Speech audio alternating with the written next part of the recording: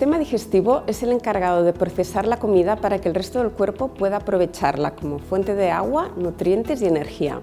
Es un proceso químico que dura varias horas y en cada parte del sistema digestivo se cumple una función.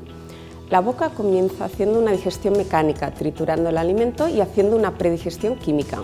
El estómago terminará de descomponer los alimentos continuando la digestión mecánica y química, para luego vaciar lentamente el resultado de esta digestión hacia el intestino delgado. El intestino delgado continuará la destrucción química de la comida gracias a las secreciones que el hígado y el páncreas aportan.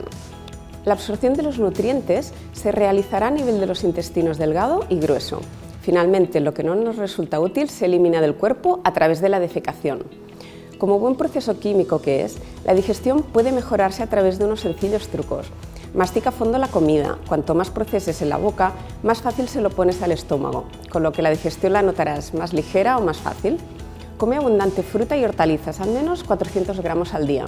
Además de ser fuente de vitaminas y minerales, estos alimentos son fuente de fibra no digerible, que aumenta el volumen a nivel del intestino grueso, facilitando la expulsión de la materia fecal y evitando el estreñimiento.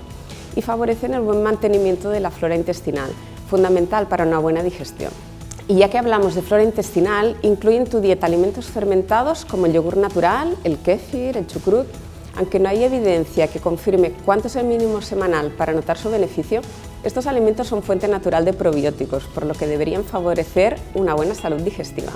Si no llegas a estas cantidades de fruta y verdura o no tienes posibilidad de consumir alimentos fermentados habitualmente, en tu farmacia Ecoceutics podemos ayudarte. ¡Buen provecho! Si quieres conocer más cosas sobre otros temas, escríbelo en los comentarios e iremos haciendo los vídeos que nos pidas.